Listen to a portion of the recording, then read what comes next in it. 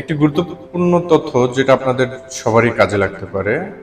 BS344 use Bangla 23 June রাত, যেটা 24শে June midnight 2:45-এ fly করার কথা ছিল, ওই ফ্লাইটটি ঠিক 12 ঘন্টা ডিলে করে আজ দুপুর 2:45-এ দুবাই থেকে ফ্লাই করে।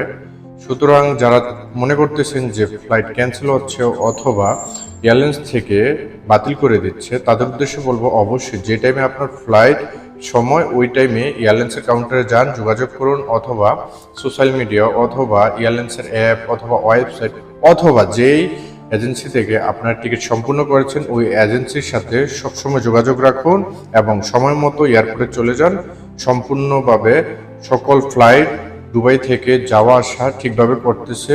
তারপর যদি কোনো রকম আপডেট লাগে আমাদের সাথে যোগাযোগ করবেন, SMS করবেন, ইনশাল্লাহ সবসময় আপনাদের যে কোনো তথ্য দিয়ে সাহায্য করব। ভালো থাকুন, সুস্থ থাকুন, ধন্যবাদ।